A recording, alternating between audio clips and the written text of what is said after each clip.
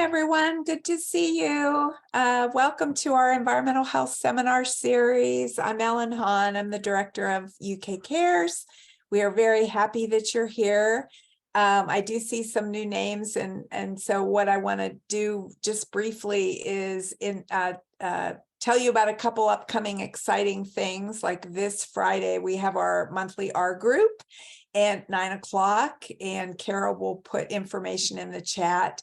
But just want to put that on your calendar. That's where we help faculty of all kinds talk about their research and give some feedback. The next date is January 26th, which is our advocacy training. You can still register for that.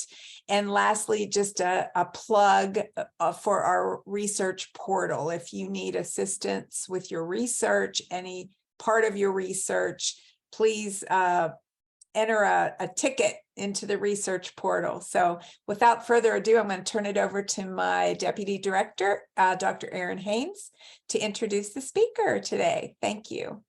Fantastic. Thank you so much, Dr. Hahn. And I'm Erin Haynes, and well, part of our center, I'm very excited for today's speaker because a good chunk of what our center does, or the foundation of which we work, is community engaged research for environmental health. And we love to have citizen science.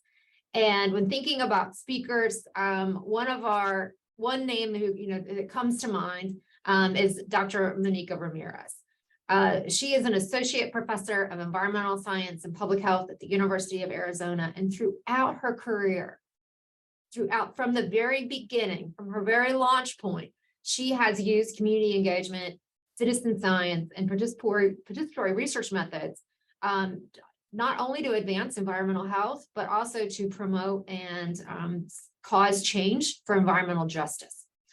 So I think her area of research is fantastic, and I knew that it was those are key essential motivational factors for us through our center. So I knew she'd be a fantastic speaker.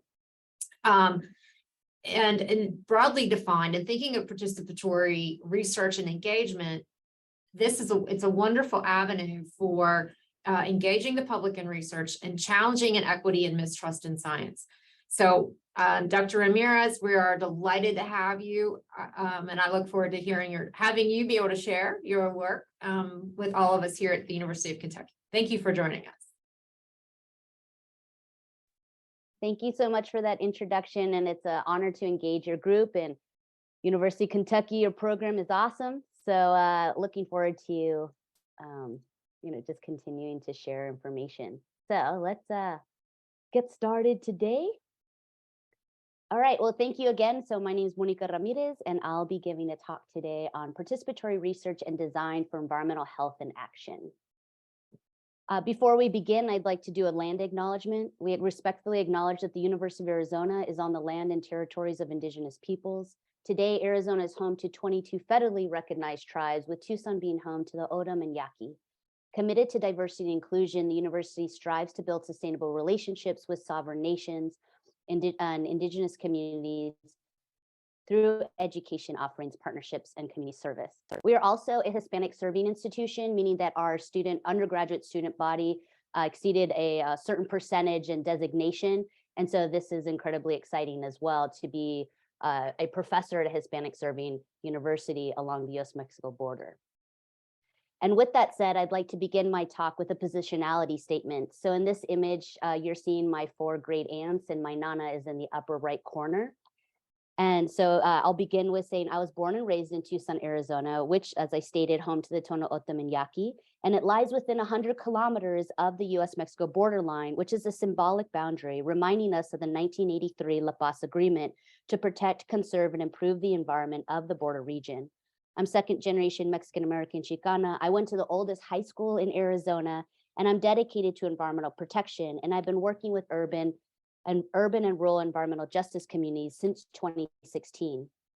But more specifically, I'm the daughter of an engineer who spent time as a miner and building public health infrastructures in the US-Mexico border region. With a grandfather who refused to speak English as a form of political protest, I bared witness, in addition to that, I bared witness to social and environmental degradation, but also environmental and social resiliencies and resistancies And that completely changed the way I saw in health, right? Health no longer became synonymous with biomedical services. It was about the interconnectedness among social and ecosystem services and human well-being. So now, in the privilege and position that I have to be educated and an educator, I'm I'm an environmental health science inspired by the possibility that through partnerships with environmental justice communities, I may be able to leverage my position to elicit structural change. Structural change is going to be a common theme you'll hear throughout the talk today. I serve as a cultural knowledge broker and participatory research. I build trust across cultures and translate data into forums that are adaptable and useful for community members, as well as other stakeholders, to shift the balance of power, which is critical in environmental justice issues. So you can see here, this is my Nana. You can see here, this is the border region in the United States. This is my dad and my grandparents.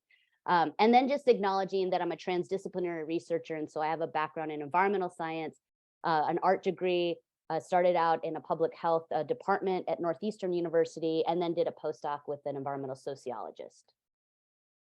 So this is probably no news to everyone here on the call, but environmental racism is real and we're striving for justice. We know that pollution is now the leading global cause of premature death and disease. More specifically, your zip code can be more important than your genetic code. And we know that 1 in 4 Americans live within 3 miles of a hazardous waste site. These statistics listed here are unfair and unjust, and we need to address them. But what happens when you're working with environmental justice communities is or environmental justice issues, is that there's fundamental and critical challenges to acknowledge. Briefly, there's the limits of epidemiology and the public health context. Sometimes the crude statistical analyses that might be used might not be able to detect what's going on in a community. We also see communities in these spaces, there's a form of technical elitism. So you have community members experiencing exposure or bearing witness, but because of their lack of quote unquote scientific training, you would have the technical elitism of those with that legitimacy overriding their words and views. But we also know that we need to acknowledge that conventional methods to address just environmental health have largely failed.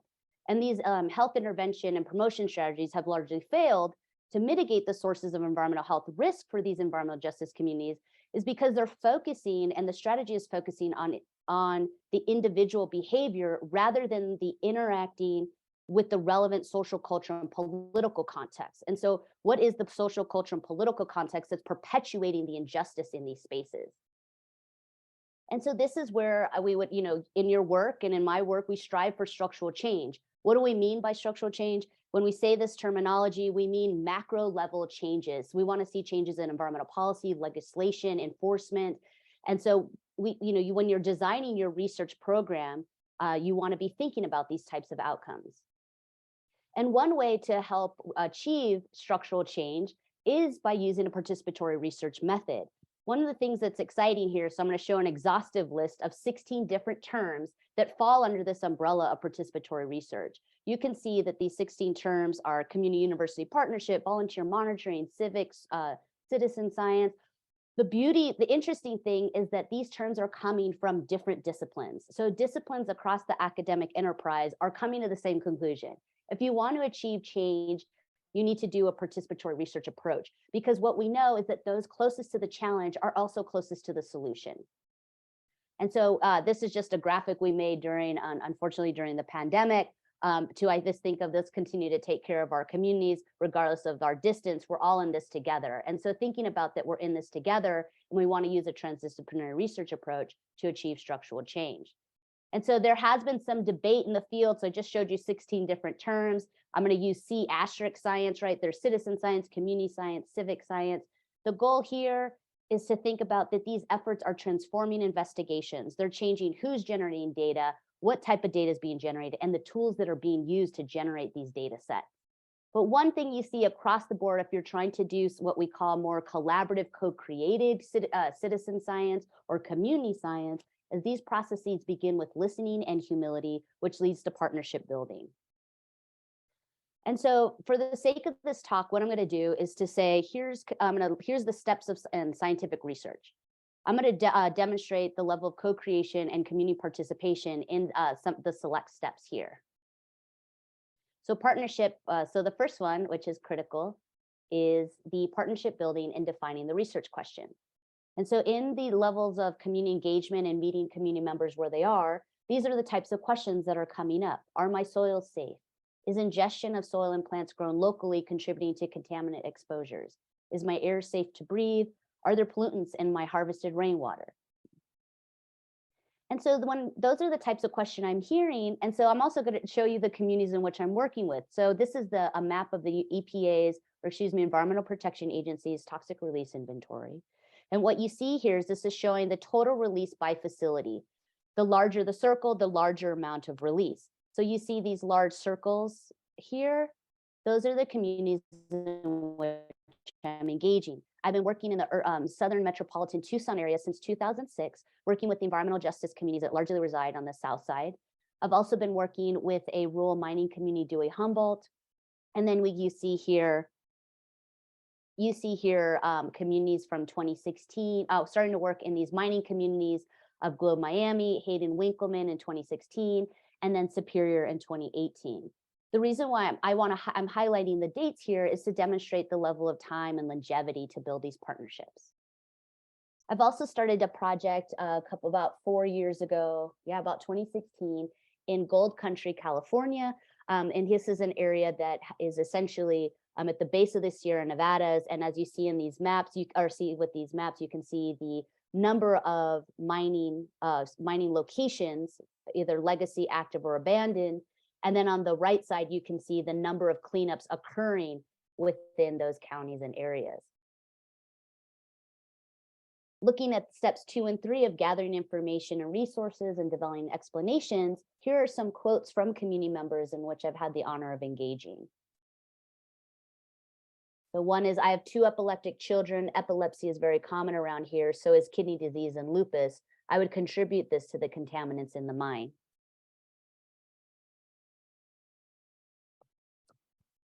And so engagement and partnership building, a common question I receive is, how do you get started? And so the biggest thing I want to stress here is meeting people where they are.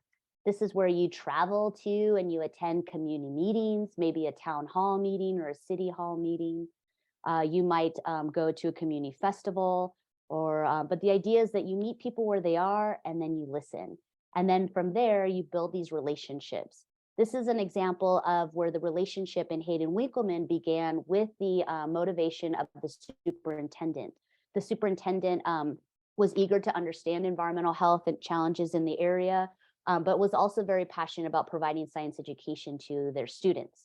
And so this is where we did some indoor and outdoor air monitoring at the school, but we also provided ongoing in classrooms, science days for the school, as well as a family science night and college preparation like panels and so forth. And so this is a unique situation where the partnership began with the superintendent, which has now started around 2016 and has now continued, and we're working together on a new project.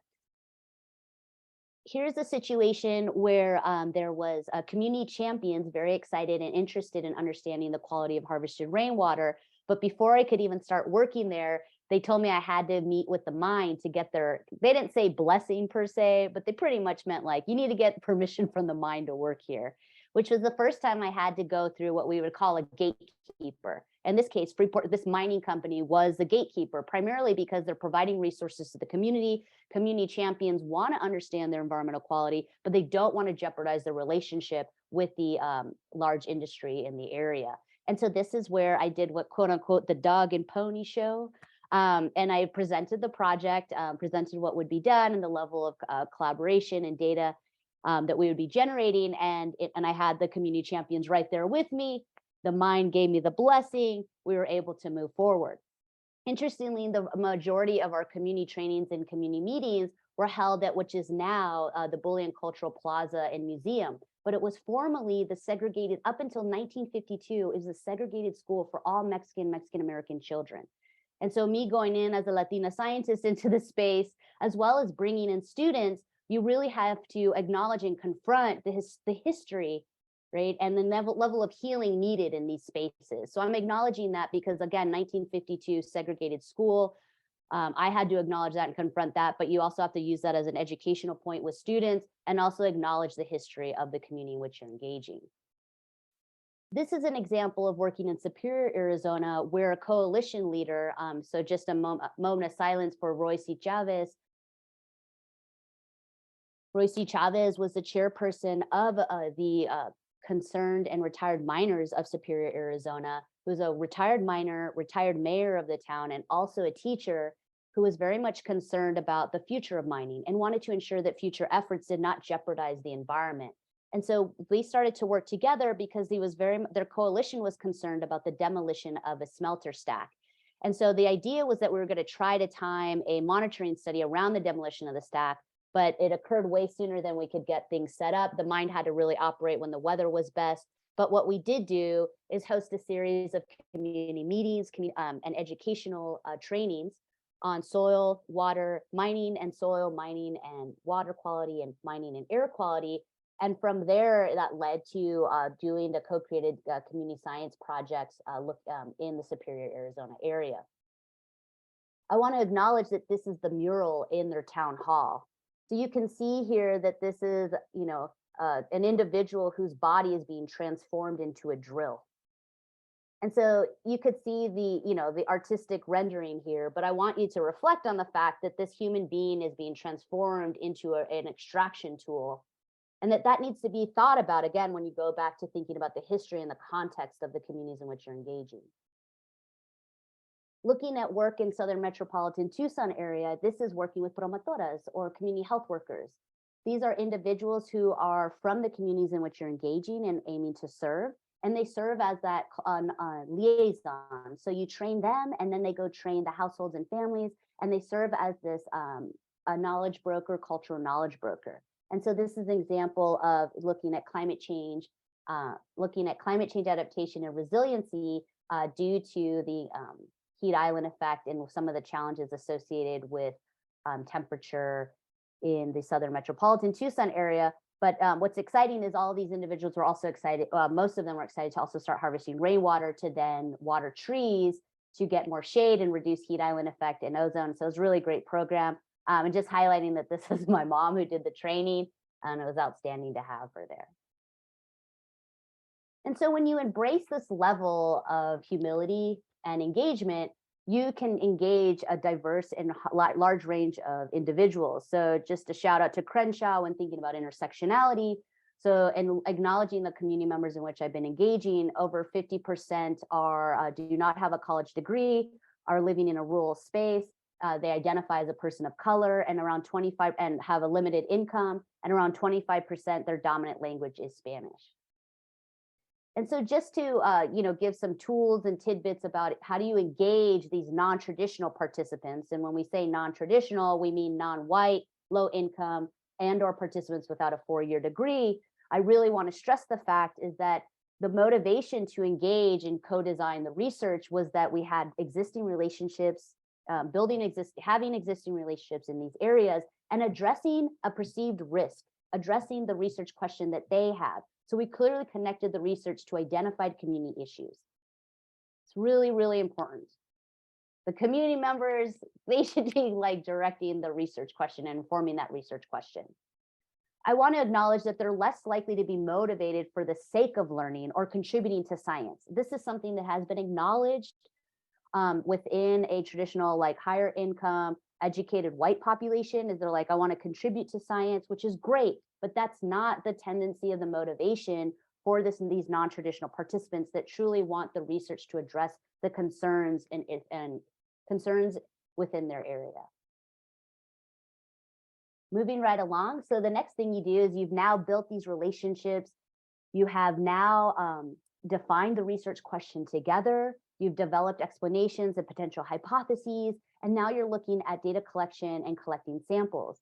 And so I'm not going to go into the nitty gritty of all these different research projects, but just to give you a sense of, we've looked at uptake of metals into food products, crop irrigation, harvested rainwater, drinking water. We've looked at soils in gardens and yards, and also looked at indoor and outdoor dust. And so these are just examples of some of the community trainings. These are some of the beautiful samples that we received in the laboratory. And then you get to the step of analyzing the samples and the data and interpreting So I want to acknowledge that within Project Harvest, there was two types of, one of the major questions I had with Project Harvest was like, is your learning and knowledge, environmental health literacy going to be dependent on the type of tool you use to monitor the environment? So in this case, like half the participants would receive, and 1 year half got like a laboratory kit where they would collect the samples, send them to us, and we would analyze them for over 30 contaminants. And then another group would have the do-it-yourself, which later we realized is actually more of a do-it-together methodology, where they would be analyzing the water and soil for inorganic arsenic on their own, as well as sulfur-reducing bacteria to be a qualitative indicator of total coliform. In this case, so this is just acknowledging, right, one, this interesting question of like outcomes based on tool, but also just the idea that community members in this case had then later decided what tool they wanted to use throughout Project Harvest. And one of the things we noticed by having, in this case, they would do their analysis, they would get the data, and then they would share it with us, versus lab, we would analyze the data and then share back with them. And so regardless, we did data share at the end of every year, which I'll get to. But what I'm excited to highlight here is that the do-it-yourself, do-it-together became the do-it-together, where we saw intergenerational learning, families doing the experiments together, and then the promotoras hosting cafecitos and pláticas, or like hangouts and coffee time, talk time, to run the experiments together. And so they would set them up properly with their gloves and everything, and then they'd set them aside, and then they'd hang out and just talk about and build community, build relationships. This is also acknowledging another project I'm part of being led, it's called the Our Soils Project, where in this case, we just submitted this manuscript to Analytical Chemistry of designing a qualitative arsenic test to measure the bioaccessible arsenic in the soil. And so we just submitted this. It's incredibly exciting. And we've been doing these workshops and trainings with community members and community champions in New York. And I just came back from Arica, Chile, where we did a second training. And so when you're thinking about sharing this data, a lot of times people want to know, like, how much am I getting? Is it going to affect my health? And we know how challenging that could be. But one of the things that's critical, especially if they're a designated Superfund site or a state cleanup site, is to unveil that environmental health risk assessment process.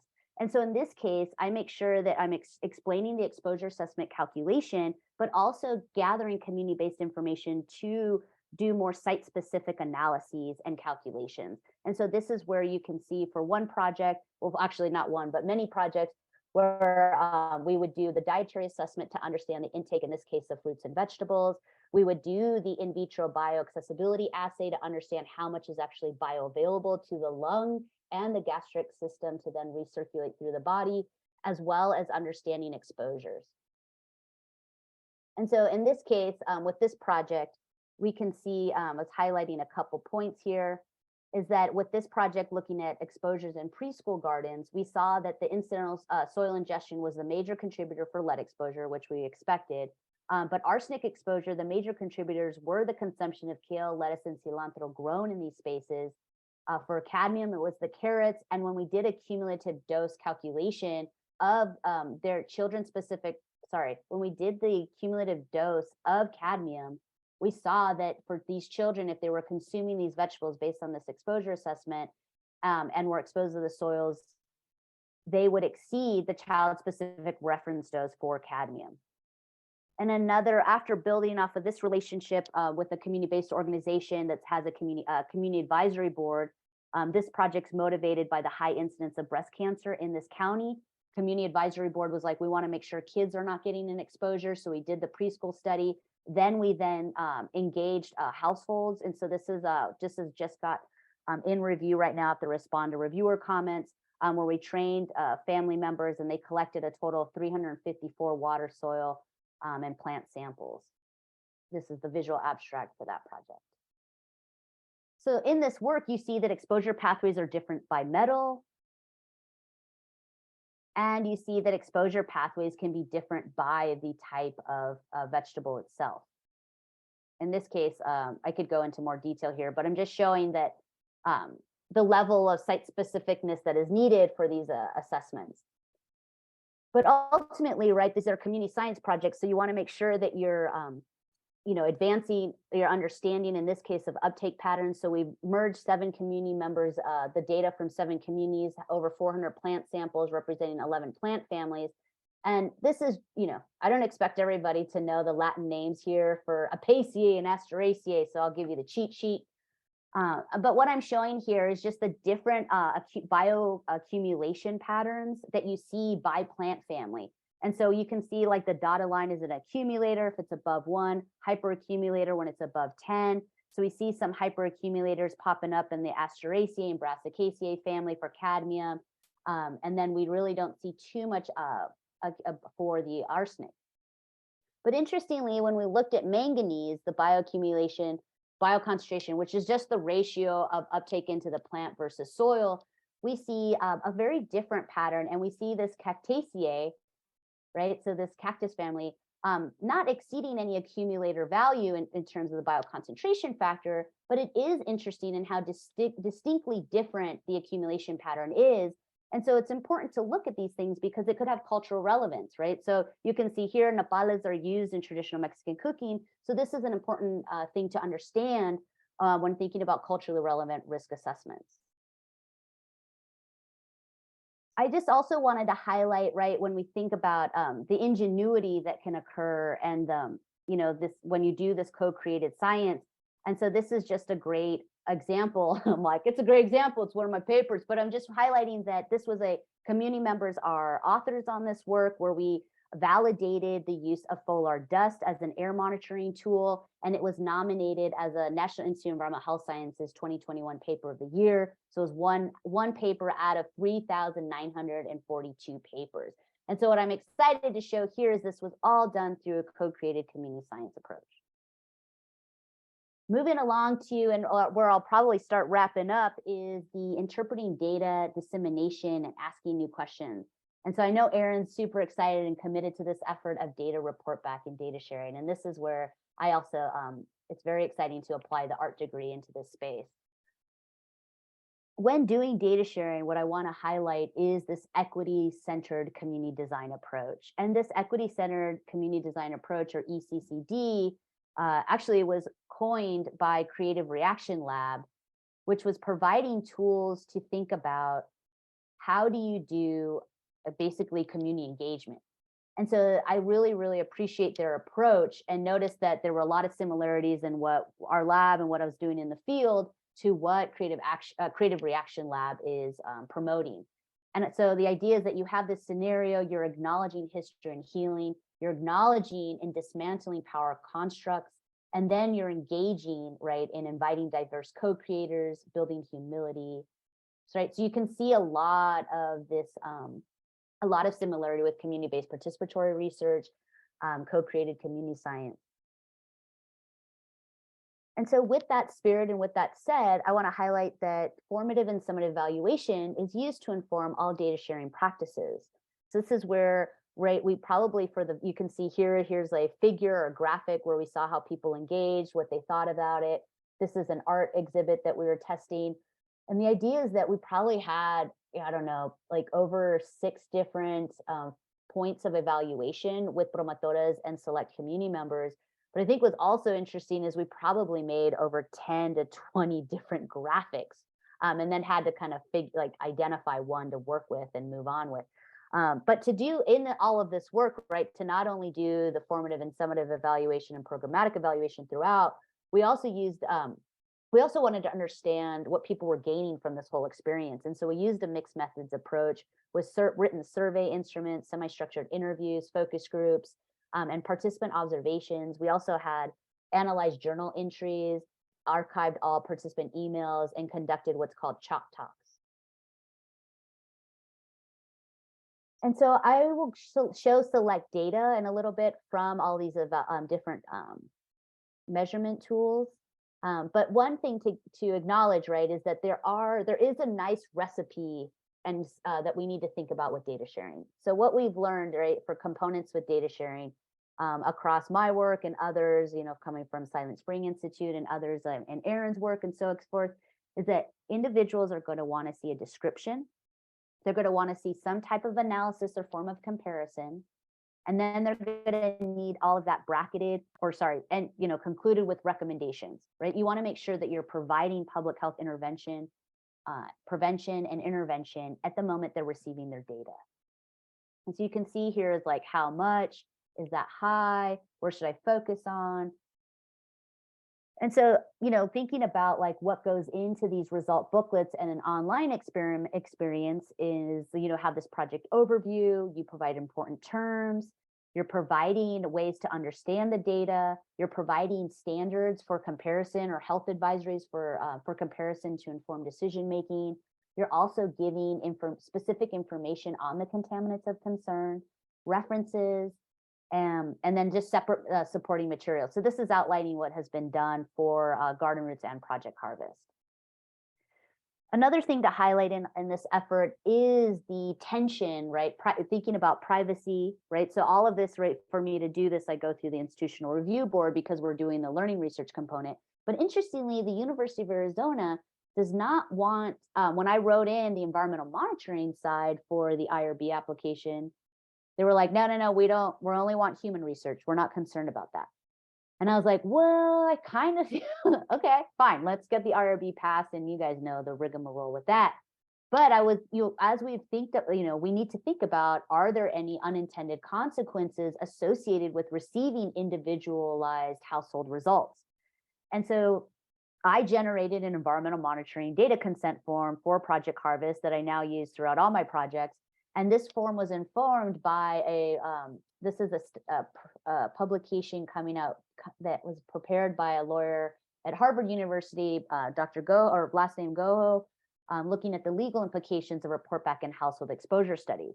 And so the idea here is that you're explaining to people what you're going to do. And if they get their individual data, right, you can see here, the list of chemicals to be measured include lead, in this case, and or chlordane. You might have to notify people. And so people can opt in to receive their individual data and just get the aggregated, an aggregated data set, and then they can change it at any time. So interestingly, with Project Harvest, I think around 25 to 30% of participants said they did not want their individualized data. They were concerned about any of these unintended consequences. And I was like, that, and so they just wanted to aggregate it. But after the first data sharing event, they all were like, no, I want to see my individualized data. And so that dropped to around 6%, 5 to 10%. So just some throwbacks. This is 2012, looking again, unveiling this risk assessment process that is used to inform cleanup at Superfund and cleanups Superfund and state Superfund sites, and really thinking about like, okay, how much can you eat from your garden based on different cancer target risk? In this case, this is not anyone's real data, but a calculation for arsenic. 2016, we did the same exposure analysis, but we tried a different way of reporting back in this case, the water, soil, and plant data. So this is where it's showing everyone's data set. The participants' data is represented in the green. The red is representing soil screening standards. And then the yellowish is all the other data points in the project, or other participants in the project. And if there was an exceedance, you'd see that circled. We also provided this table, again, for where we consolidated and aggregated all of the vegetables submitted, and then made a calculation of how much they could eat in cups per week based on the different increased excess lifetime cancer risk, which we know these calculations are riddled with assumptions. But when people understand that, I've been able to document that they're like, Monica, estás loca, you're crazy. I'm not eating that many radishes a day, right? Or I'm not going to use 22 cups of asparagus. This is looking at reporting data back to parents in the Gold County, California area, 2018, 2019. This is where we highlighted the, this is the age of the year age of the child, and we're showing the percent contribution. This is arsenic, lead, and, I guess there's a little graphic issue. Sorry, this is lead, cadmium, and arsenic. You can see again where the arsenic contribution exposure is coming from, right? Looking at that lettuce and kale, but then you look at the cadmium and it's dominated by that carrot, and then you look at lead and it's dominated by the soil. In the end, this is the final resolution or final visual solution we use for both Garden Roots and Project Harvest. This is a how to read the graph. And if we have time, I can show you these interactive websites. And then looking here is like, how do you use your harvested rainwater? Are you going to drink it? Are you going to swim in it? Are you giving it to animals? Are you irrigating crops, right?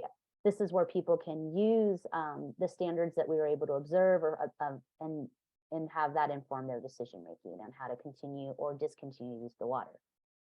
We also had an environmental, an art experience. So another research question I wrote into the Project Harvest was to compare environmental health literacy or action based on how they received the data.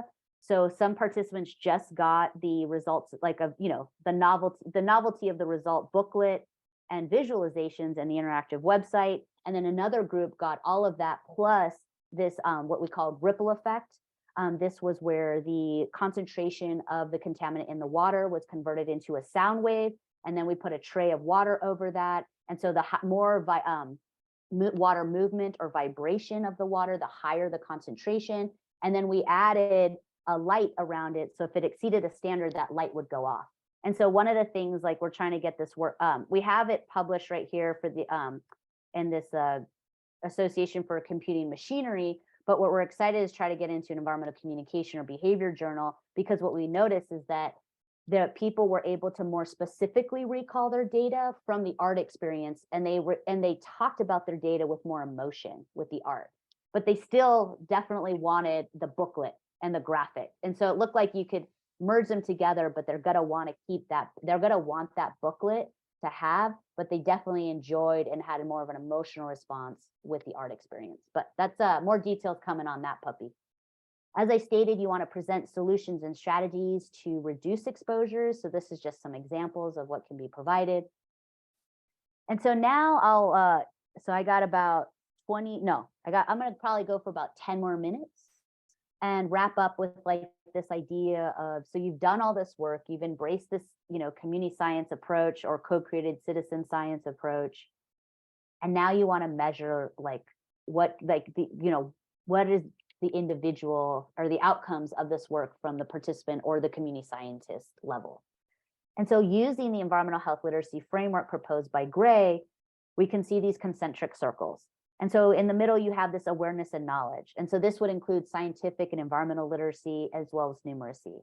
So when we think about that, we again, go back to that graphic where I showed the mixed methods approach and the different measurement tools we were using to understand data sharing as well as learning outcomes.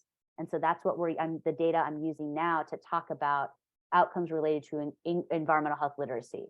So right now we're in the awareness and knowledge section. And this is a quote from a participant.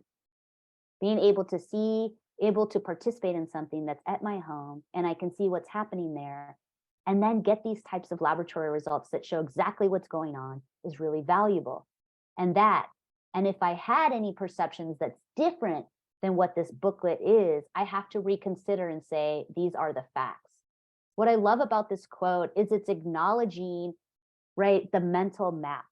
So you can see that this individual is embracing the new data set to reconfigure their mental map around environmental quality, environmental health in their home, community, and their environment.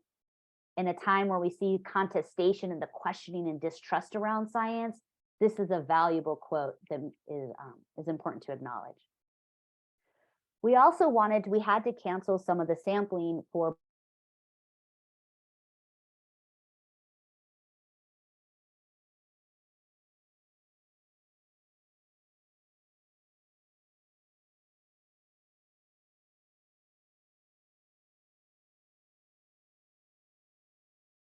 oopsie, I'm like showing my infographics, my emojis too soon. So we asked a series of questions, right? We asked them like, now during COVID, right? I value public health interventions more, right? So I'm highlighting these. I see rainwater harvesting as being more valuable to my family. I trust science more. And so I'm really excited about these, right? Where you see this like strongly agree and strongly agree. But what I was super excited about is this last one where I have the dancing humans, right? We see this like agree and strongly agree associated with, due to my participation in Project Harvest and receiving my results booklet and graphs, I feel more comfortable interpreting COVID-19 data and graphics. This was in a really magical moment when I talk about this co-design, co-creation. is that, again, you're going back and forth with community members and your promotoras, your community health workers. And this is where one of the promotoras, Lisa Ochoa, was like, Monica, you've been doing this data sharing every year. They get this booklet with all their data. They've gotten ripple effect. They can go online. Maybe those graphs have helped them understand pandemic data. And I was like, Lisa Ochoa, that is an excellent question.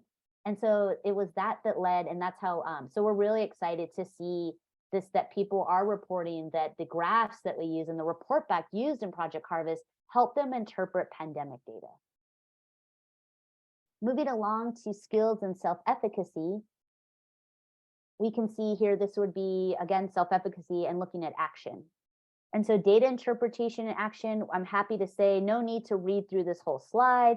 What I want you to acknowledge is all these check marks to say that individuals are taking the appropriate action based on their data set. We looked at the sense of self-efficacy. One of the questions was like, would there be a participant self-efficacy be dependent on their income, education level, or race and identified race or ethnicity? And we did not see an association between self-efficacy and these socioeconomic factors.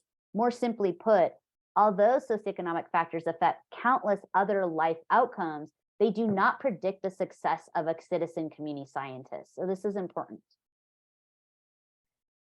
We'll go on to community building and social engagement. And this is where I'm going to start bringing in, and when we think about community change, this is where we would want to start talking again about structural change. And so structural change is what I'm going to call the little p, the little policy change, which comes from Combi et al. And so here I'm going to highlight some little P's that we've seen throughout Garden Roots and Project Harvest. In this case, this is where through Garden Roots we identified, that the public water system was serving water that was exceeding the drinking water standard for arsenic. So community members with their Garden Roots data pressured the state. I also gave data back to the state and talked to, made sure EPA was aware. And sure enough, ADQ, Arizona Department of Environmental Quality, went out, did a retesting, and sure enough, the water was exceeding the drinking water standard for arsenic. And this was identified through Garden Roots, a co-created citizen science program. This is acknowledging efforts in Superior, Arizona. So I highlighted the FOLAR dust paper that we co-authored together. But I also want to acknowledge that community members you can see this like timeline. So again, going back to understanding the history and the historical context, this area has had mining in since 1875. They have legacy tailings, as you can see in this image. And so one of the big things that people were asking for is they were saying, Monica, there's been so much other studies done in the area, which I'm highlighting here, this NSA, that we don't have access to it. Can you, one, help us get access to it, but can that be merged with this current data set that you have? And so this is showing the data at the census block for Garden Roots in the area with the Garden Roots soil data, but we also then got the data that was the data soil studies conducted in the area since 2002 and was able to help community members look at that information. We've reported all this data back, and we've had monthly planning meetings with the coalition. And now we're working together on the coalition on another project, looking at wildfires and flash floods, and looking to engage the school district.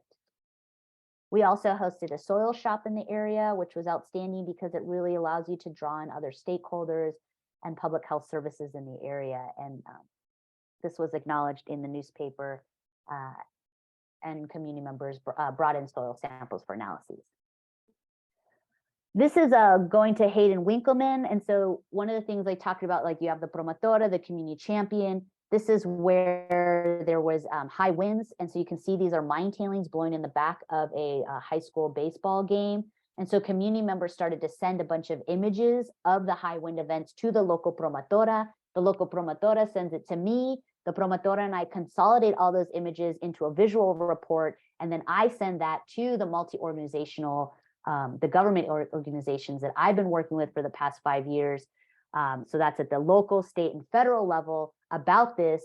And that started to engage the Office of EPA Enforcement and to have community members use the reporting mechanism at the state level. This is an interesting outcome, essentially looking at a worker strike in the Hayden Winkleman area actually led, so this like social justice movement, right, for better occupational, better rights in an occupational setting actually led to the improvement of environmental health. And so in this case, we saw that this is looking at before and after the strike. And what we saw is that the average winter, this is rainwater data, is that we saw that after the strike, when the strike occurred, the smelter shut down. And so once the strike occurred and that smelter was shut down, we saw decreases in the average winter arsenic concentrations in the rainwater and decreases in the range of lead concentrations. So this is an example of where the social justice movement to improve human justice in the workplace led to an improvement in environmental quality. Just to highlight part of a transdisciplinary team, so we've developed, this is looking at the project with Rensselaer Polytechnic University led by Abby Kinsey. Here, part of this team where we've developed a bilingual comic book. We've also submitted our comments to the draft lead, the lead to improve the lead strategy, and also published a paper in Environmental Science and Policy about the undone science around lead in soils. I'm also part of this ideal group, right? Can you make these large-scale participatory, can you make large-scale participatory projects more inclusive, diverse, equitable, and accessible? And where am I at on time? All right, I think let me skip forward because I really want to be able to hear questions. So I'm going to just wrap up with this paper that we're really proud of that came out in 2021, where we asked the question, this was led by my former student, Leona Davis, what are the study design elements that prompt structural change?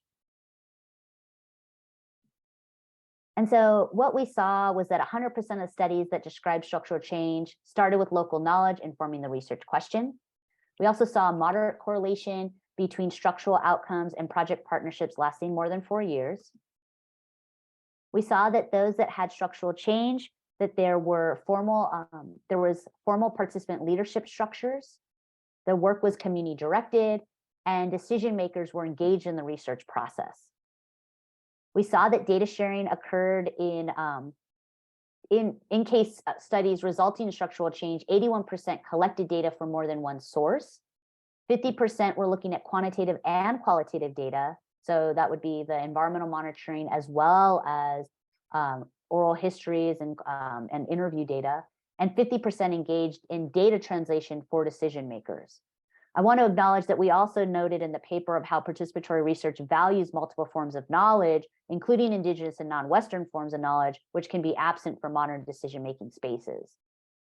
And so when we look at the structural change of the 19 cases that successfully achieved policy wins, right? So 26, so I should back up and say in this whole thing, we did the big critical interpretive synthesis, reviewed over 500, narrowed it down to 200.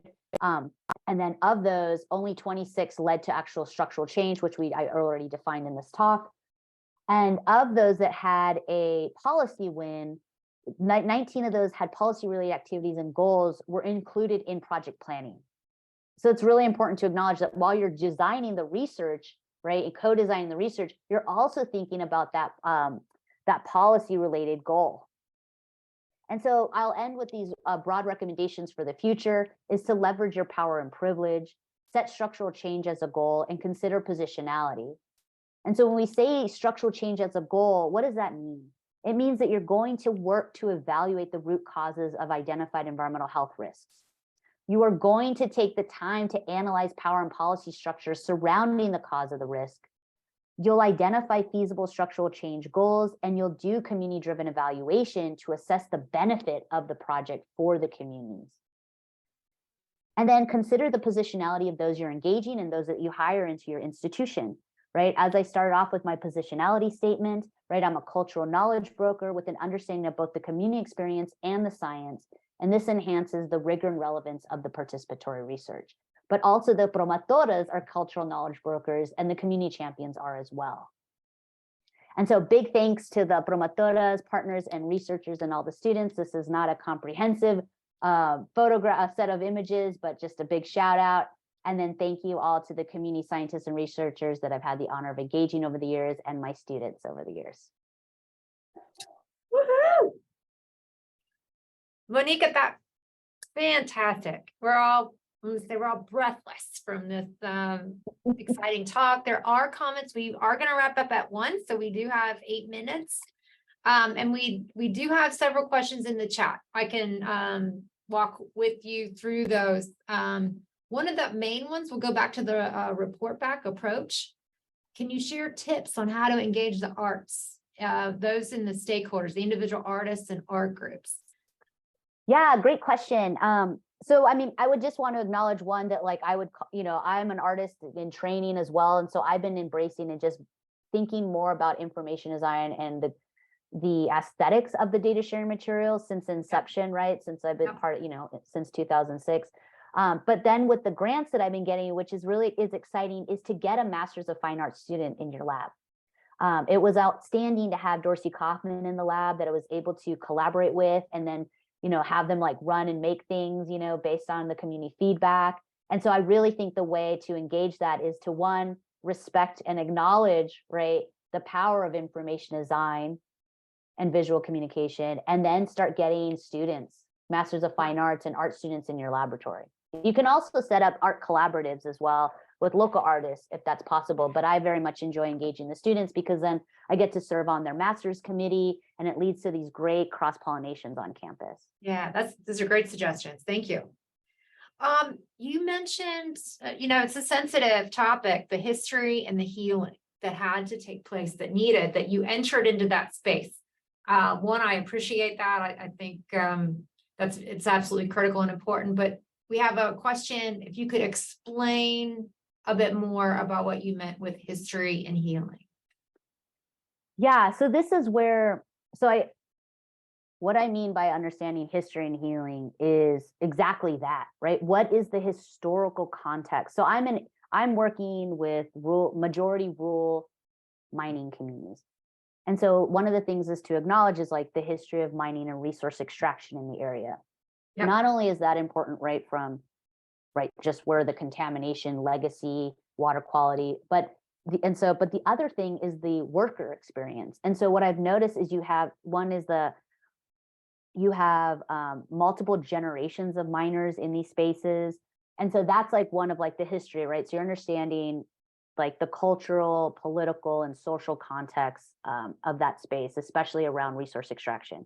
The healing side, I would say, is that, if you're brown, you're forced underground. I mean, this is like kind of a quote that's come out of one of my former students, and actually Dr. Denise Moreno Ramirez, right, in doing oral history projects, was one of the things you got kind of documented was like, you're brown, you're forced underground. And that is, thinking about when talking to a community member who's acknowledging, like, I didn't have the education, but I'd been working there forever. It took me so long, and I finally got to be above ground, Monica. I finally got to be above ground. And it was like these, and so, you have to be listening and thinking and understanding what the healing looks like, right? Or people are understanding, like, I remember when paint was chipping and like falling off my car, or I walk out, quote unquote, and my pants would start disintegrating. So they're having experiences before the Clean Air Act. And so it's like, wow. And now they're able to like see like these changes, but they're still kind of grappling and healing with that. Right. I think I'll end my answering that question with this statement. You work so hard to create your data sharing materials because you want to make sure that it's ethically sound and they can use it and run with it, right? And we want to make sure it's a boundary object. It maintains its integrity, but it can be used in different social spheres. But the one thing is that like that data point unleashes an oral history, and you have to create the space for that oral history to be spoken, and you have to listen and learn from it. And that was a really big deal for me as a researcher and as a community engaged scientist, is that you're so like kind of making sure the data and like you want to make sure you're giving it back and it's going to be used and all these things. But the beauty of it is that it became this like launch pad for the history, their historical experience in environmental health in the area. Excellent. Absolutely. All right. Maybe you can answer one more. Can you talk about the complexity of working across disciplines? Overcoming university barriers. Okay, so I will say this as it still feels like I just got tenure, but I got it in like June 2021, And what I'm going to say right now is that the interpersonal relations is the hardest thing. I hate it. I'm sorry. I shouldn't say use hate, but I'm just saying like those social dynamics, they just like can crush your soul. And so with that said, you, as somebody told me, you work with people you have fun with and you like, and so that's like, so I would say that, yeah, that's definitely a big hurdle, because you want to find people that are ethically sound and like see things like you and that you can have fun with. That's how I'm going to answer that one, because that's a big one. I mean, that's like, I could say so much on that one. Yeah, that is excellent. Thank you. So I want to remind, thank you, Mónica. This was fantastic. I love watching your career just keep running, but not only just your career, the interaction and the strength of the relationship that you keep building with your partners. And I think that's actually more beautiful than, our own personal gain. So excellent, excellent job. I want to remind people that if you look, please, in the chat, we have a community engagement training module. If this has inspired you to say, hey, I want to do community engaged participatory work, we have a module that you can go to and learn more about. There's advocacy training also. And then we do encourage you to take the survey following this session today. The link is up there, provided by Kara. We need your feedback so we can plan for the future events. I think that's all we have today. So thank you so much, Mónica. Absolutely fantastic. Thank you. The chat's just lighting up with excellent talks. Great job. Very Thank you. inspiring. Kudos to you. You've done amazing work. We rarely hear researchers do the whole gamut, even interpreting your data for policy change or be able to show policy changes based on policies. So thank you for your work. Yeah, I mean, it's a work in progress, right? The structural change is not easy. So that's why I was highlighting what Kambi et al. Talked about of that little p, because it has to be, I'm still grappling with that. So I appreciate the feedback and it's an honor to be here, but I want to acknowledge that that's a work in process for that structural change and that community level and broader change. And so For sure. Thank you again. Thank you. Thanks Ellen. everyone for coming. Thank you. Thank you. Bye, Erin. Thanks. Bye.